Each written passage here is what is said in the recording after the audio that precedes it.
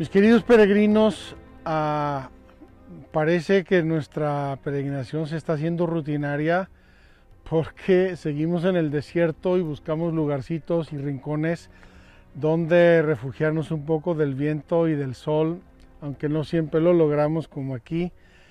Me parece providencial.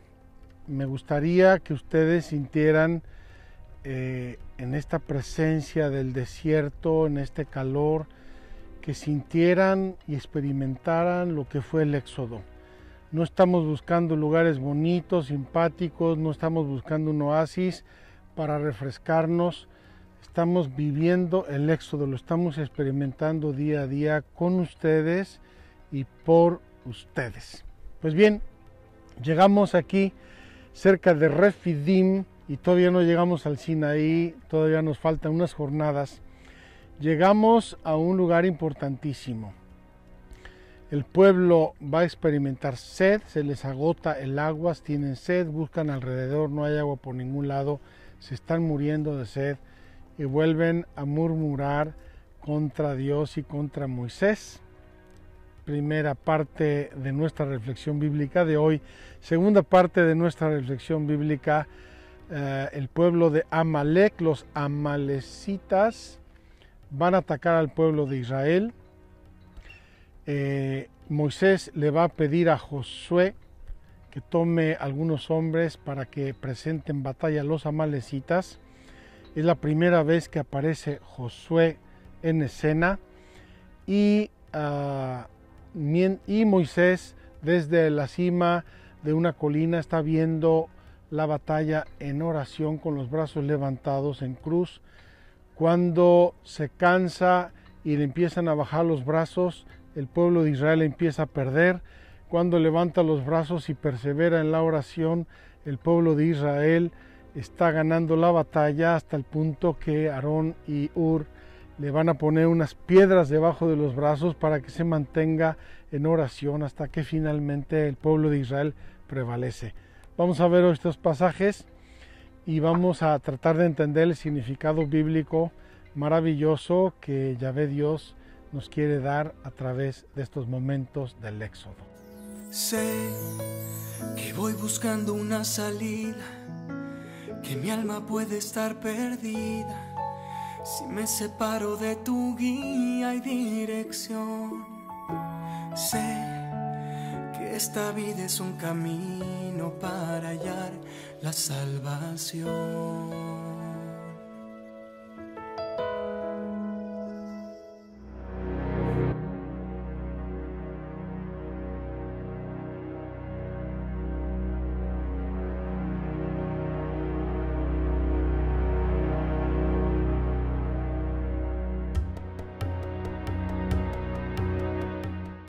Mis queridos peregrinos, estamos aquí en medio de un desierto tórrido.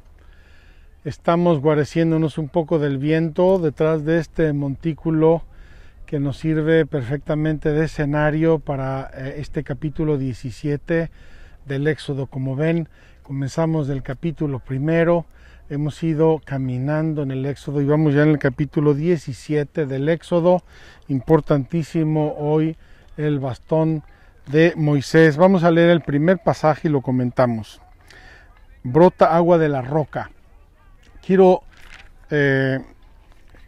comentar antes de leer este capítulo que hay dos o tres hechos del Éxodo en los que pasa un hecho similar. Se acaba el agua, está muriéndose de sed y Dios nuestro Señor pide a Moisés que golpee la roca, que hable a la roca, que hable a la roca, que diga a la roca que que salga agua. Y en uno de estos dos o tres hechos, y no se sabe bien exactamente desde un punto de vista histórico cuál fue cuál y dónde ocurrió qué, pero la sustancia del hecho es este. Tienen sed, manda Yahvé a Moisés que hable a la roca para que dé agua, y Moisés no solamente va a hablarle a la roca, sino que la va a golpear dos veces con el bastón, cosa que va a desagradar a Dios, porque fue como una muestra de falta de confianza y de falta de obediencia perfecta en Yahvé. Vamos a leer el pasaje. Capítulo 17. Brota agua de la roca. Toda la comunidad de los israelitas partió del desierto de Sin a la orden de Yahvé para continuar sus jornadas y acamparon en Refidim, donde el pueblo no encontró agua para beber. Moisés diciendo: danos agua para beber. Respondió el pueblo, entonces se querelló contra Moisés diciendo: danos agua para beber. Respondióles Moisés: ¿por qué os querelláis conmigo? ¿Por qué tentáis a Yahvé? Pero el pueblo, torturado por la sed, siguió murmurando contra Moisés: nos has hecho salir de Egipto para hacerme morir de sed a mí, a mis hijos y a mis ganados. Clamó Moisés a Yahvé y dijo: ¿qué puedo hacer con este pueblo? Poco falta para que me apedreen. Respondió Yahvé a Moisés: pasa delante del pueblo, llevando contigo algunos de los ancianos de Israel. Lleva también en tu mano el cayado con que golpeaste el río, y vete, que allí estaré yo ante ti sobre la peña en Horeb. Golpearás la peña y saldrá de ella agua para que beba el pueblo. Moisés lo hizo así a la vista de los ancianos de Israel. Aquel lugar se llamó Masá y Meribá, a causa de la querella de los israelitas y por haber tentado a Yahvé diciendo: ¿está Yahvé entre nosotros o no? Vamos a interrumpir aquí nuestra lectura para comentar brevemente este pasaje profundamente simbólico del Éxodo.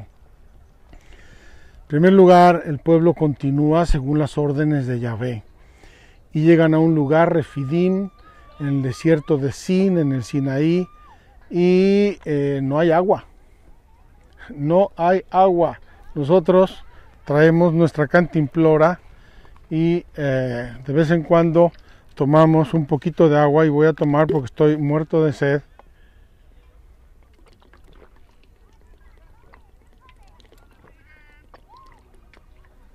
Ya va haciendo mucho calor y mucha sed y estamos aquí en el desierto, pero el pueblo de Israel se moría de sed y empiezan a murmurar contra Yahvé y contra Moisés.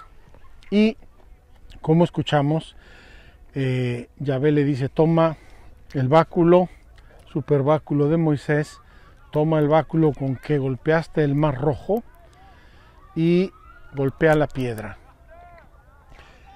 Es una orden bien precisa de Yahvé Dios, y seguramente Yahvé quería que hubiera testigos. Moisés tomó a algunos ancianos para que vinieran, para que vieran el hecho, y Moisés golpea la piedra, como le dijo Yahvé, la golpea 2 veces, y de la piedra empieza a manar agua a borbotones. Ya me gustaría a mí que con estos golpes manar aquí agua a borbotones. Nos refrescaría seguramente y nos quitaría la sed. Masá y Meribá. Masá en el desierto, lugar de la queja, de la murmuración, del llanto del pueblo contra Yahvé y contra Moisés. Y en este caso, Moisés, repito, no solo golpea la roca como le mandó Yahvé Dios, sino que también le habla a la roca y le dice que brote agua. Vamos a tratar de sacar una interpretación para nosotros porque es importantísima. Primero, Dios es el que provee. Dios es el que nos manda y el que nos guía. Dios nos acompaña, Dios provee. Lo que nos pide es fe y obediencia. La fe y la obediencia de Moisés, que se ve probada constantemente, esta murmuración del pueblo: sí, no, ¿por qué? Allá comíamos, allá bebíamos, nos trajiste aquí para morir. Y lo que quiere Moisés y lo que quiere Yahvé es que piensen y sientan y sean conscientes de que es obra de Dios. Primera cosa importante de esta educación que Dios nuestro Señor está dando al pueblo en el desierto. La segunda, tengo que decir que a mí desde pequeño, desde que me explicaron estos pasajes de la Biblia, me dio un sano y un santo temor de Dios. Moisés es el amigo de Dios. Moisés ha tenido ya una vida dura y probada. Moisés recibió la vocación y el llamado de Dios de sacar a su pueblo de Egipto. Fue al faraón, se presentó a los israelitas, estuvo mediando entre faraón, israelitas y Yahvé durante todo el tiempo de las plagas. Finalmente salen de Egipto y hace el portento del Mar Rojo. Moisés es un hombre ya templado en la obediencia y en el amor a Dios. Es un hombre de Dios, es un hombre justo. El mismo Yahvé le había dicho: te haré Dios ante Faraón. Te haré Dios ante Faraón, es decir, te voy a poner mi sabiduría, mi poder en tus manos para que tú convenzas o trates de convencer al Faraón y al pueblo mismo de Israel. Pues bien, Dios nuestro Señor, cuando da sus dones y los da en abundancia, es exigente. Dios nuestro Señor, a través de Moisés, quiere darnos una lección importante para la vida: la fidelidad a Dios. Si eres amigo de Dios, si Dios te ha bendecido, si Dios te ha acompañado, si Dios te ha mostrado su mano amorosa y providente, poderosa, confía en Dios, obedécele a Dios. La confianza y la fe en Dios se transforman en obediencia, hacer lo que Dios te pide y hacer como Dios te lo pide. Pues bien, nuestro amigo Moisés recibe una orden tremenda: en una montaña de piedra sacar agua.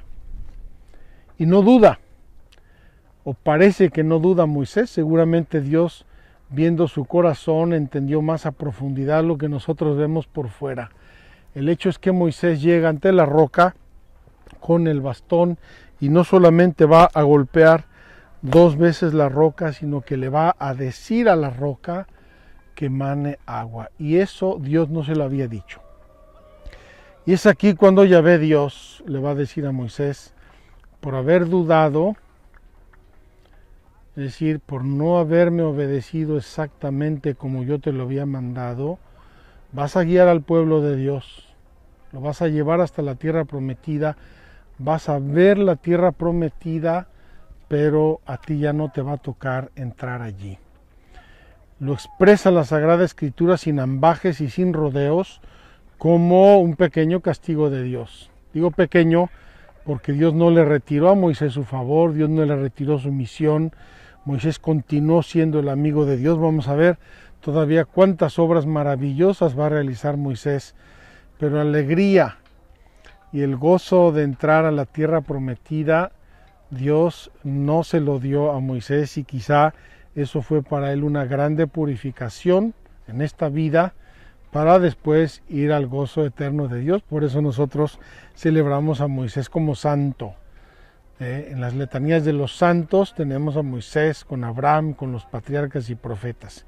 Entonces, Dios nuestro Señor va a purificar esa pequeña duda o grande duda, no lo sabemos, que Moisés tuvo cuando obedeció esta orden de Yahvé. Por otro lado, no se nos olvide el portento de la roca viva en medio del desierto más inhóspito. Moisés, con el bastón que Dios nuestro Señor ya se lo había mostrado reiteradamente, hacer prodigios, con ese bastón y con ese mandato de Dios y la autoridad de Dios, Moisés va a sacar agua de la roca.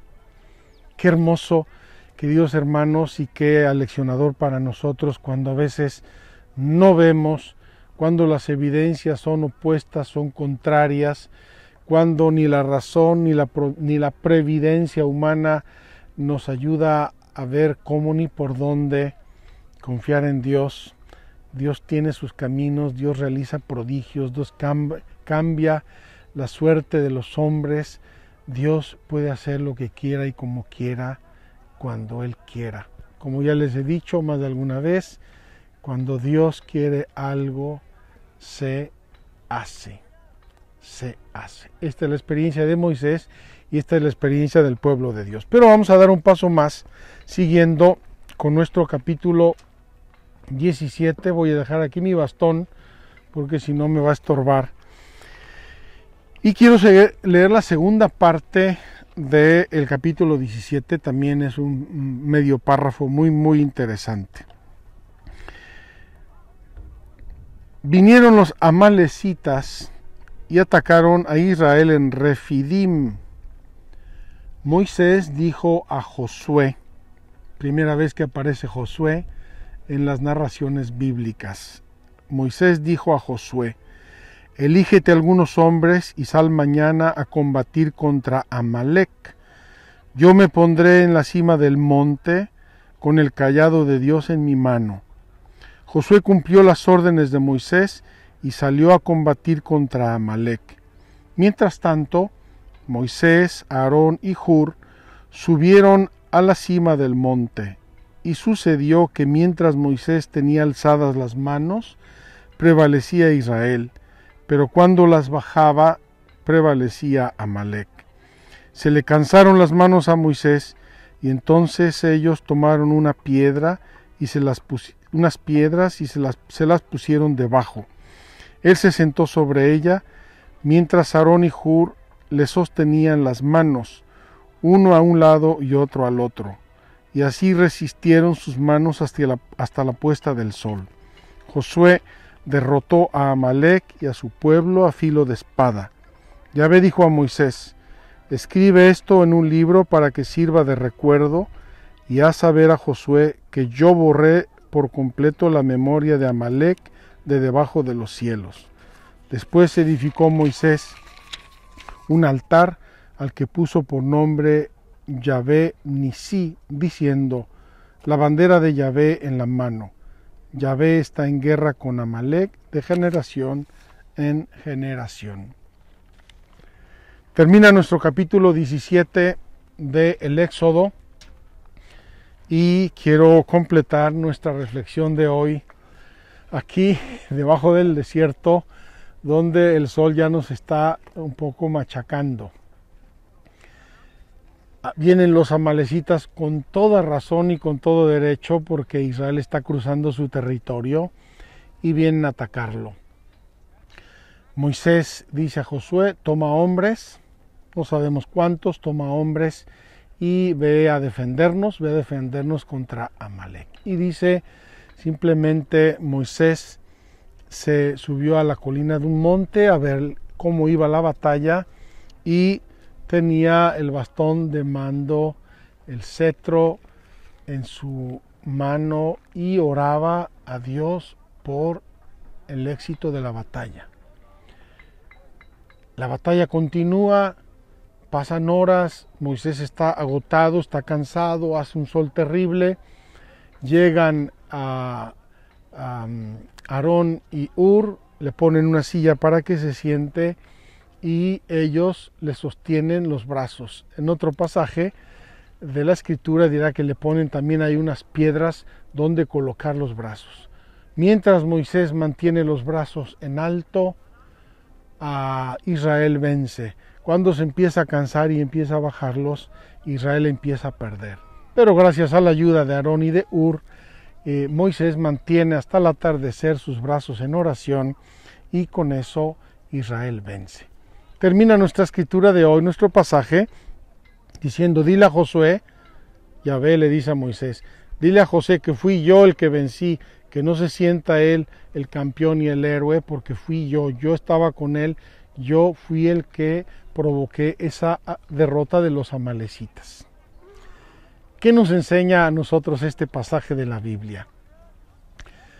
El pueblo de Dios se está forjando como pueblo de Dios, es decir, se está forjando en sus convicciones más profundas, en su religión, en su relación con Dios, se está forjando, y es importante que entienda una lección.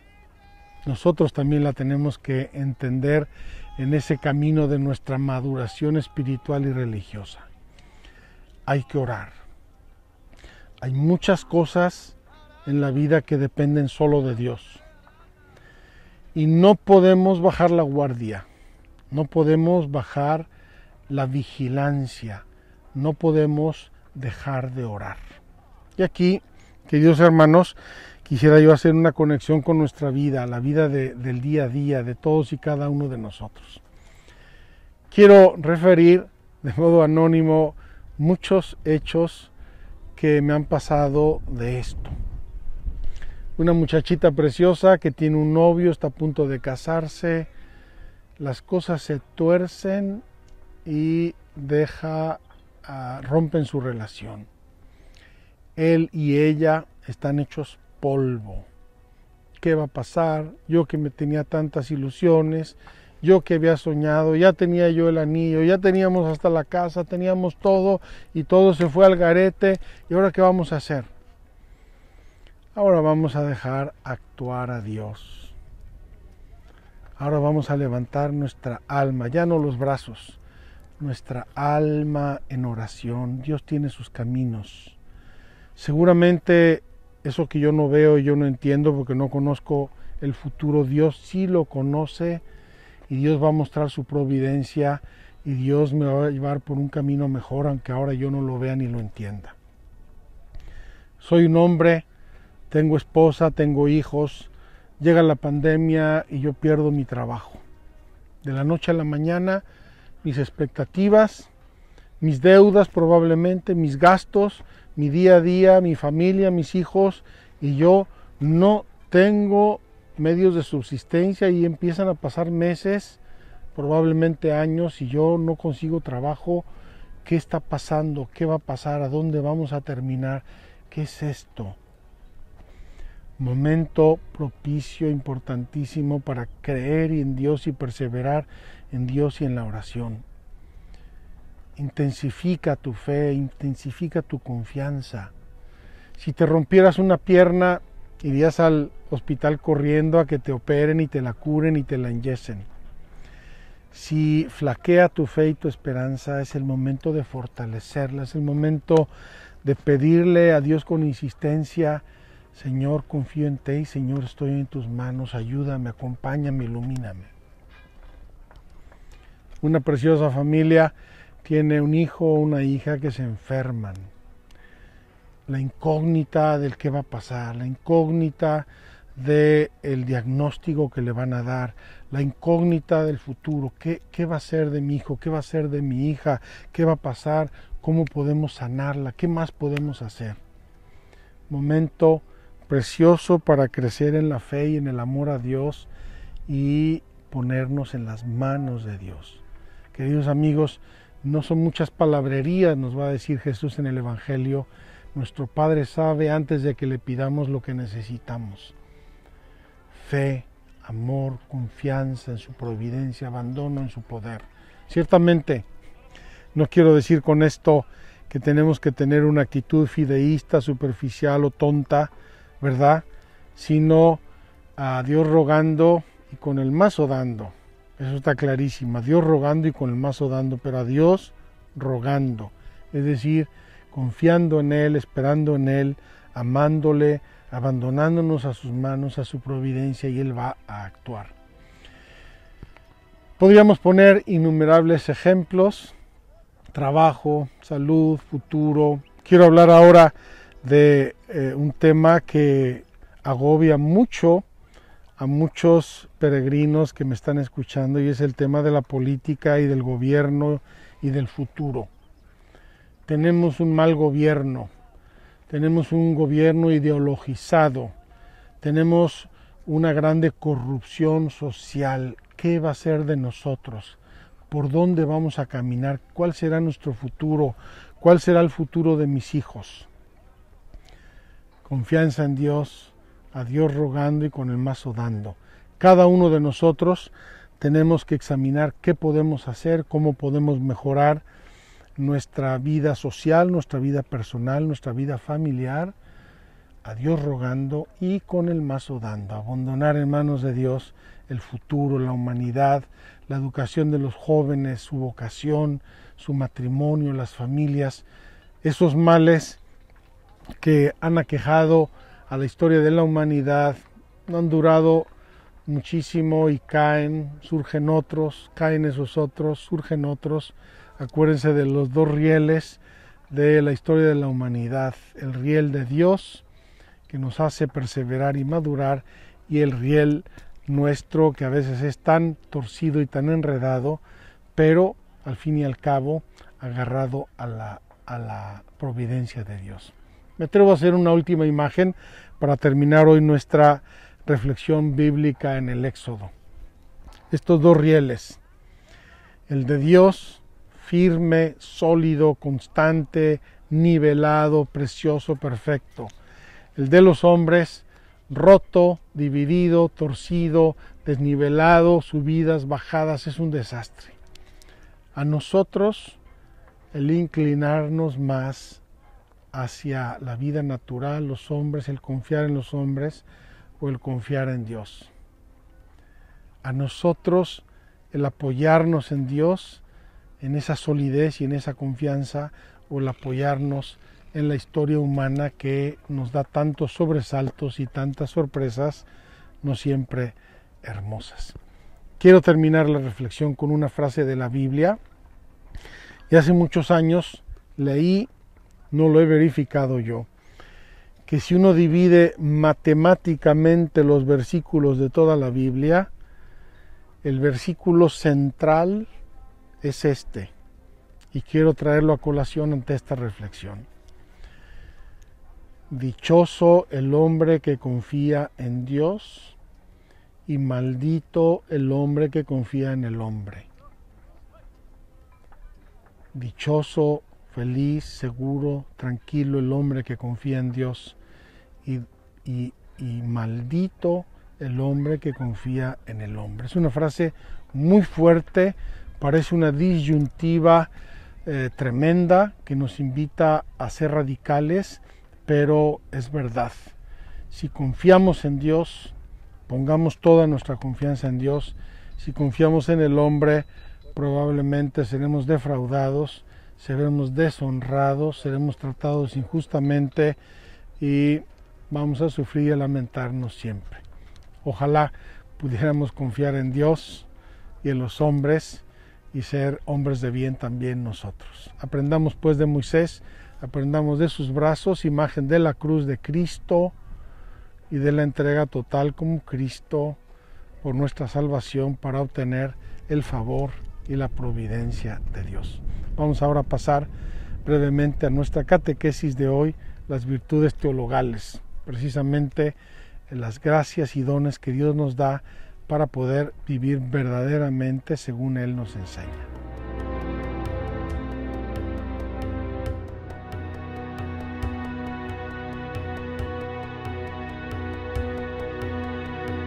Mis queridos peregrinos, nuestra catequesis de hoy nos lleva, junto con nuestra reflexión providencialmente, al tema de las virtudes teologales. Ya hablamos de las virtudes morales o cardinales. Cardinales vienen de cardo. El cardo es donde se apoyaban las puertas, donde abren y cierran las puertas. El cardo, las importantes, las que sostienen, abren y cierran desde el punto de vista natural. Y virtudes teologales, theos, logos, las virtudes que se refieren a Dios, las virtudes que nos relacionan directamente con Dios y son las virtudes de la fe, la esperanza y la caridad. Como les dije ayer, se embonan. Las virtudes naturales sirven de base, nuestra naturaleza es una base, la gracia no la elimina, no la ignora, la gracia trabaja sobre la base de las virtudes humanas, naturales, y ahí encaja, embona, se complementa la gracia de Dios y en este caso las virtudes teologales que recibimos con el don del bautismo. Lo vimos hace un año en nuestra peregrinación de la fe. La gracia del bautismo infunde en nuestras almas las virtudes teologales, los dones del Espíritu Santo. En aquella ocasión les puse una imagen muy imperfecta, pero que nos puede ayudar sobre todo a los chavos, a los jovencitos de hoy. Estas virtudes son como aplicaciones. Así como en el teléfono bajamos apps, aplicaciones y con esas aplicaciones podemos hacer cosas maravillosas. Esas apps son gracias, dones, virtudes. Ya hablamos ayer de lo que era una virtud, un hábito adquirido que se me vuelve como connatural, como que es mío. Entonces, los dones y las gracias que yo recibo en el bautismo me llevan a la fe, la esperanza y la caridad. Es decir, hábitos permanentes que me facilitan cada vez más los actos propios de esa virtud. Así como puse el ejemplo del caminar, y entre más camino, cada vez camino mejor y más ágilmente y más diligentemente y me caigo menos. Igualmente las virtudes, cuando se van consolidando esos hábitos virtuosos, me hacen los actos cada vez más fáciles, más automáticos, más sencillos. Por eso el que se ejercita en la fe cada vez es un hombre de mayor fe, cada vez es un hombre que refleja más a Dios. El que se ejercita en la caridad cada vez va a encontrar más fácil el ejercicio de la caridad, el ejercicio del darse y del dar a los demás y sobre todo el ejercicio y los actos del amor a Dios. Vamos a ver qué nos dice el Catecismo sobre las virtudes teologales. Las virtudes humanas se arraigan en las virtudes teologales que adaptan las facultades del hombre a la participación de la naturaleza divina. Adaptan las facultades del hombre a la participación de la naturaleza divina. La virtud natural, las virtudes naturales, las facultades del hombre naturales permiten a las virtudes teologales inserirse en el hombre y con eso le hacen participar de la naturaleza divina. Las virtudes teologales se refieren directamente a Dios. Disponen a los cristianos a vivir en relación con la Santísima Trinidad. Tienen como origen, motivo y objeto a Dios uno y trino. Qué maravilla, qué regalo de Dios, qué enriquecimiento tan importante de nuestro ser natural para poder vivir y trabajar y actuar en las cosas relacionadas con Dios y con Dios mismo. Dice San Pablo, no podéis decir a Dios Padre si no es por el Espíritu Santo. Decirlo con la boca es fácil, eso lo dice el niño desde que tiene 1 año y medio de edad. Padre, papá, papá, papá. ¿Qué está diciendo? El niño todavía no lo puede entender. También nosotros podemos llamar a Dios Padre y Padre, Padre, está el Padre nuestro y no saberlo ni siquiera lo que estamos diciendo. Gracias al Espíritu Santo, gracias a las virtudes teologales, nosotros podemos decir a Dios Padre propiamente, entenderlo, sentir esa paternidad de Dios, sentir esa gracia. Y lo mismo dice San Pablo de Jesús, no podemos llamar a Jesús de Nazaret, el hijo de José el carpintero, no podemos llamar a Jesús el Señor, Dios, Hijo de Dios, si no es por el Espíritu Santo. Entonces, estas virtudes teologales tienen como objeto a Dios y nos ayudan, nos disponen para la relación con Dios y con todo lo que a Dios se refiere. Las virtudes teologales fundan, animan y caracterizan el obrar moral del cristiano. Lo fundan, lo animan y lo caracterizan como el obrar del cristiano en cuanto cristiano, no en cuanto ser humano, sino en cuanto cristiano. Informan y vivifican todas las virtudes morales, las encauzan, las virtudes naturales del ser humano las encauzan, las informan. Estas virtudes teologales son infundidas por Dios en el alma de los fieles para hacerlos capaces de obrar como hijos suyos y merecer la vida eterna. Son la garantía de la presencia y la acción del Espíritu Santo en las facultades del ser humano. 3 son las virtudes teologales: la fe, la esperanza y la caridad. Quiero aquí dramatizar un poco un ejemplo que nos ponía nuestro padre espiritual cuando yo era novicio, cuando empecé mi vida religiosa y me sentía santo al tercer día. nuestro Padre espiritual, nos hizo esta imagen que me parece muy, muy pertinente. Decía que las virtudes teologales son como un enchufe de 3 patas, de 3 polos. Y ese enchufe de 3 polos, cuando requiere 3 polos, trifásica diríamos, tiene que enchufarse y enchufarse bien.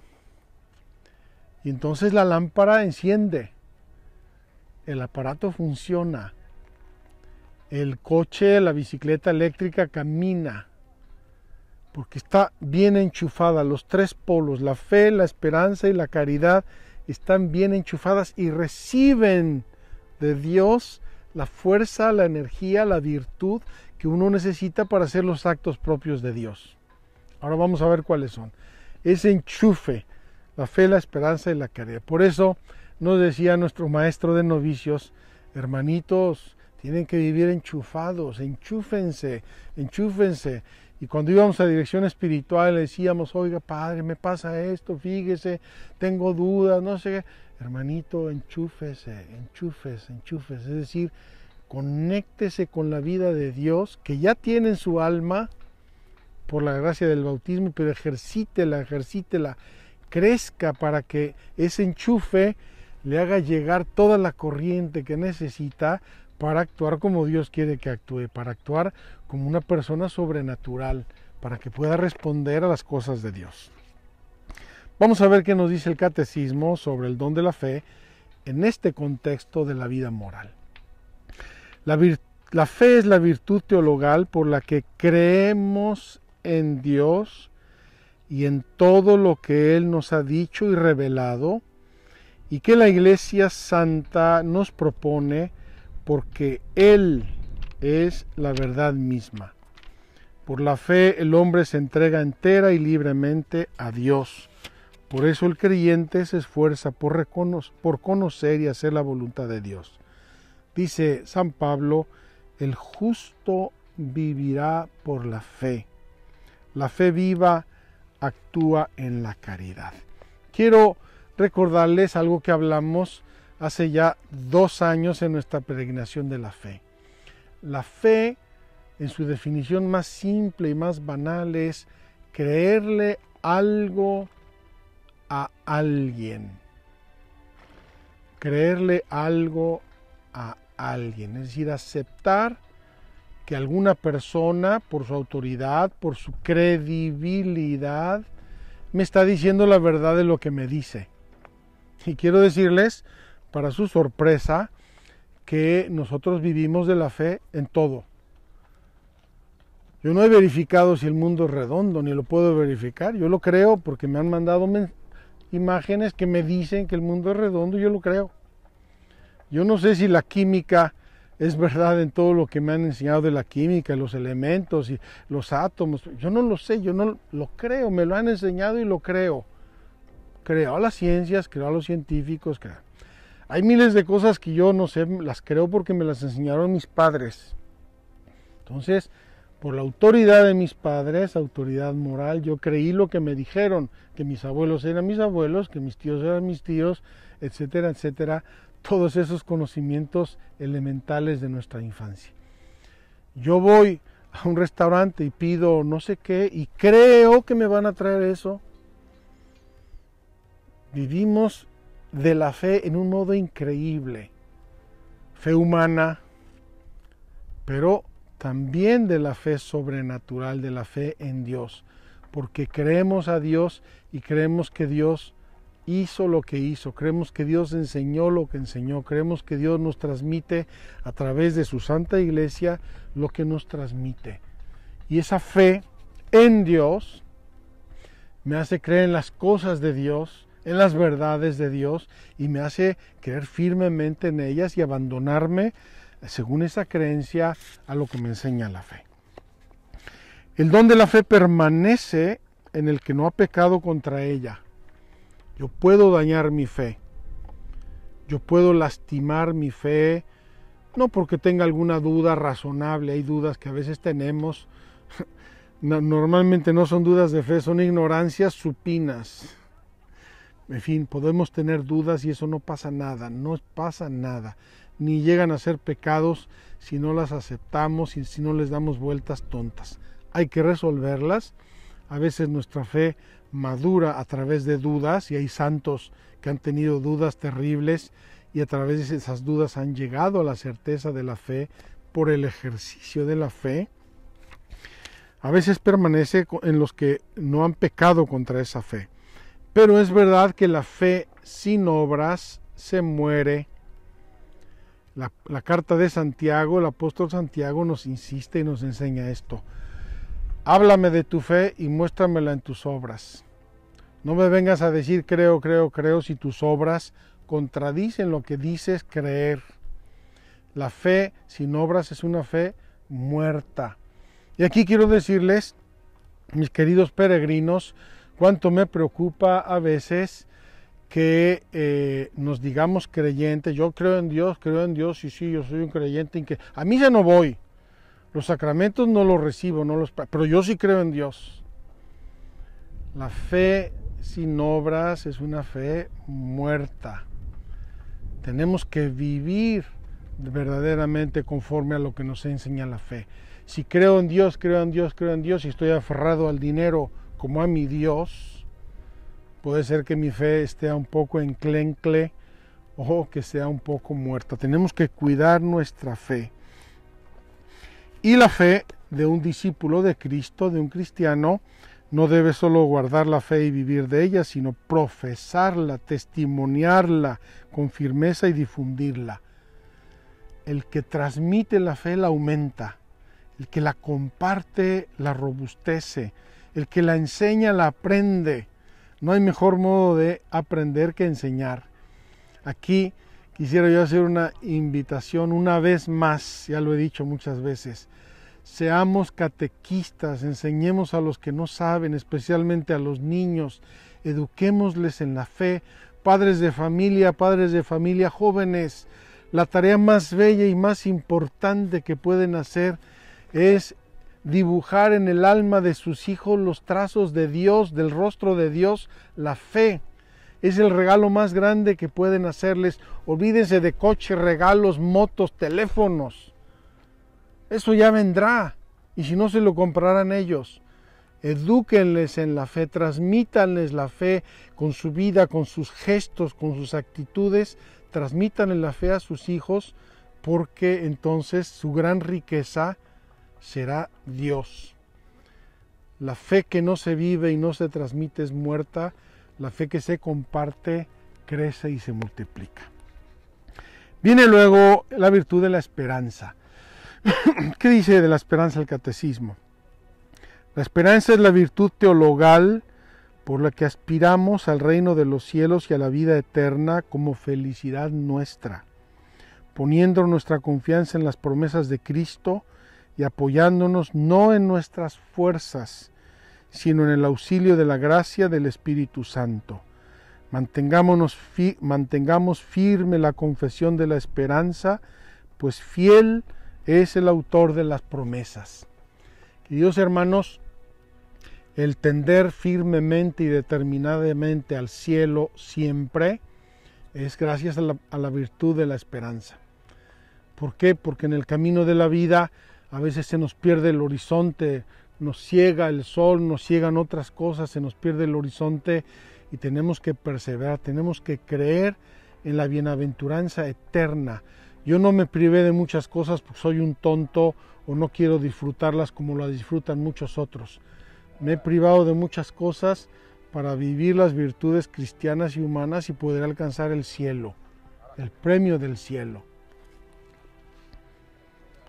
La virtud de la esperanza corresponde al anhelo de felicidad puesto en el corazón del hombre por Dios.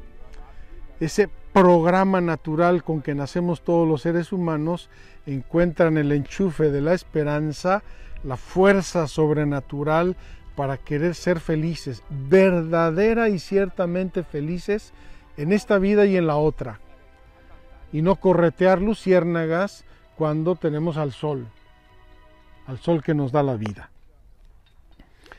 La esperanza cristiana recoge y perfecciona la esperanza del pueblo elegido, que tiene su origen y su modelo en la esperanza de Abraham, en las promesas de Dios, esperanza colmada en Isaac, el hijo de la promesa, y purificada en las pruebas del sacrificio.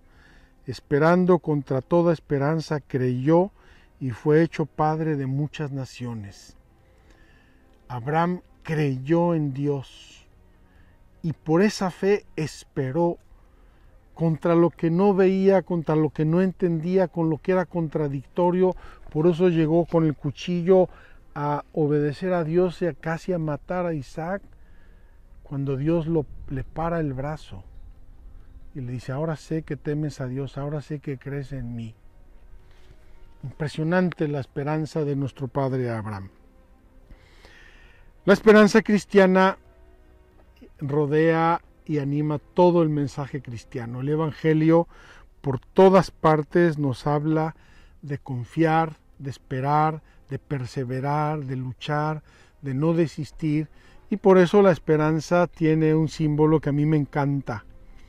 Es el ancla. El símbolo de la esperanza cristiana es el ancla.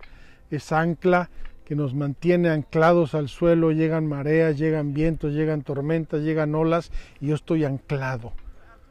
Yo les he dicho quizá alguna vez que vi una imagen, una fotografía de un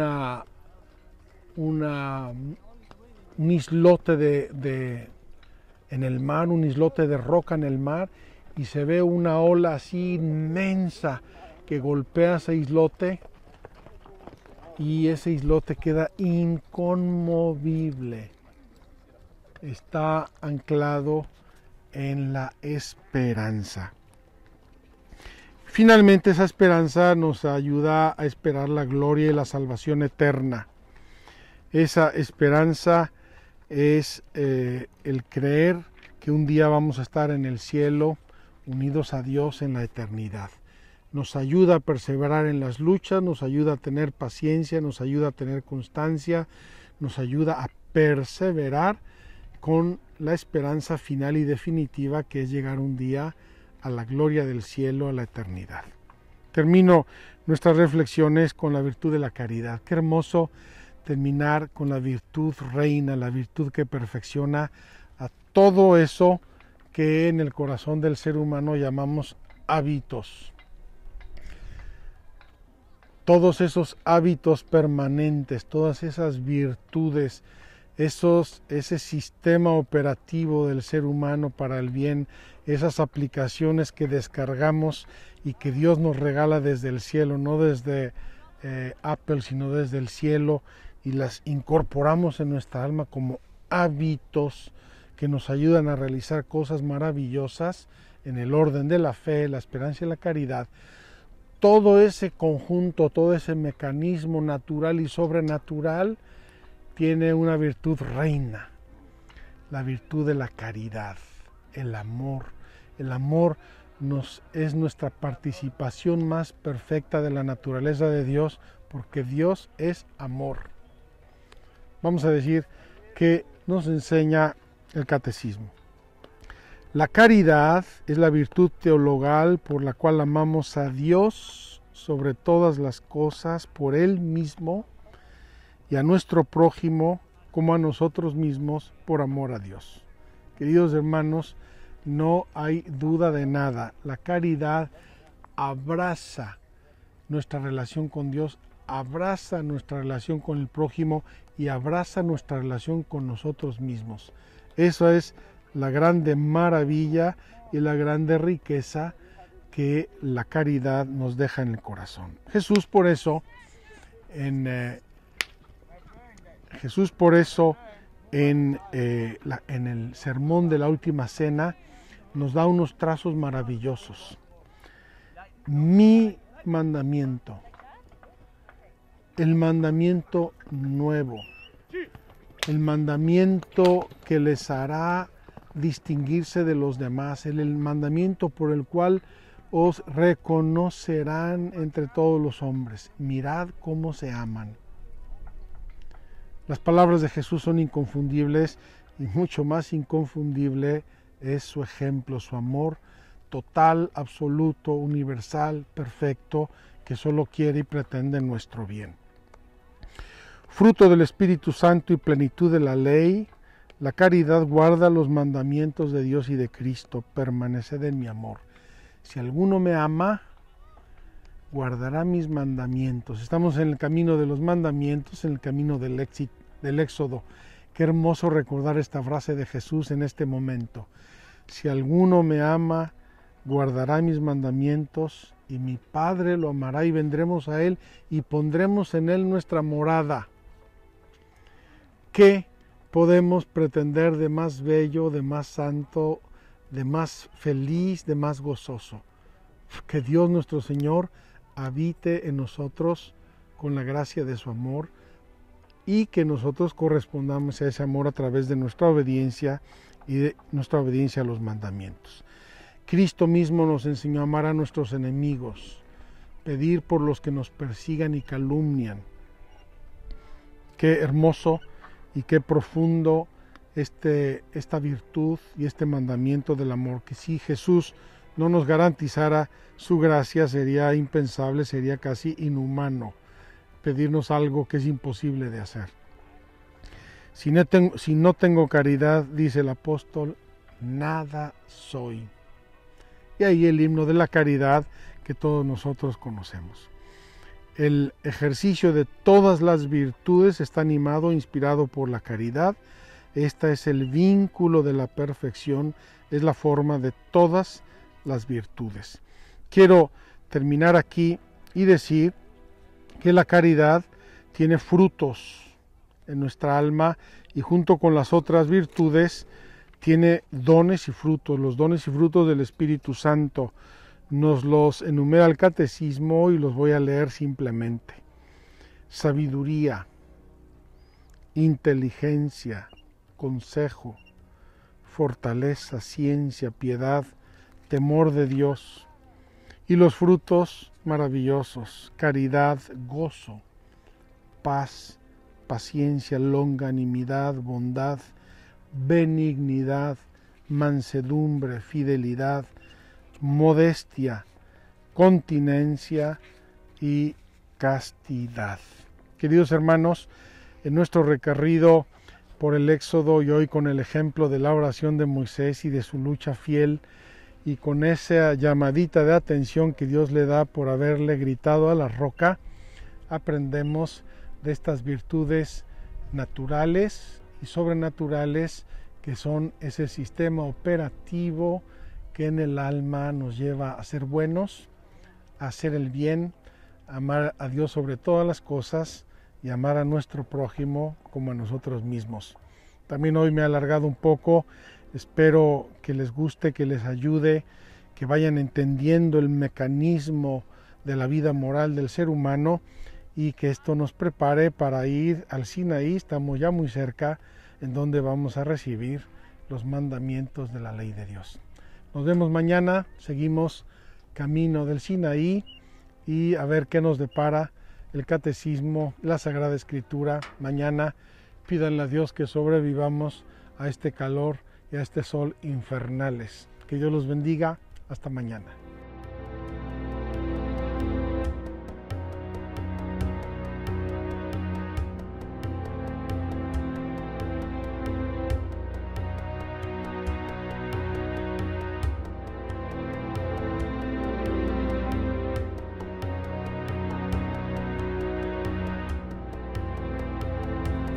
Sé que voy buscando una salida, que mi alma puede estar perdida si me separo de tu guía y dirección.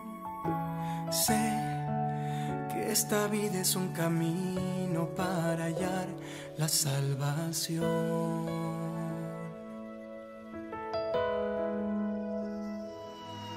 Sé que a veces he perdido el rumbo, que el miedo se hace más profundo, 40 años sin llegar a algún lugar. Sé que aunque yo me haya perdido, tú me vuelves a encontrar. Libérame en mi viaje, en mi camino, abre el mar, que mi pan por el desierto sea el maná, que es tu cuerpo. Y si te tengo nada más me faltará. Libérame y que encuentre siempre en ti mi vocación.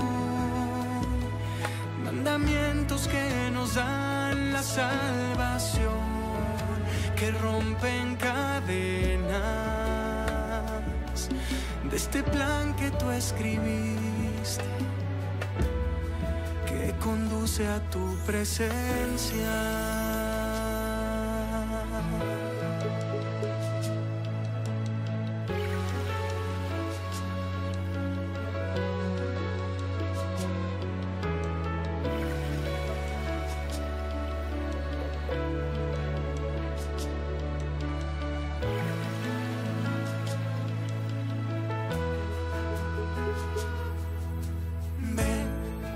Seamos parte de esta alianza, dejar en Él nuestra confianza y que la fe pueda cambiar tu realidad. No nos toca caminar atados, fui creado para amar.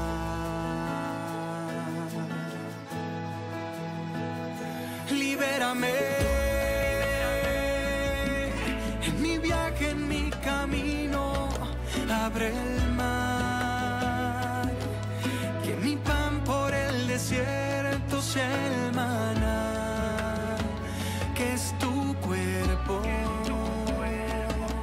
Y si te tengo nada más me faltará. Libérame y que encuentre siempre en ti mi vocación.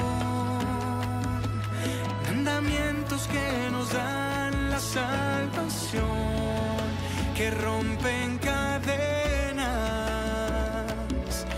de ese plan que tú escribiste, que conduce a tu presencia.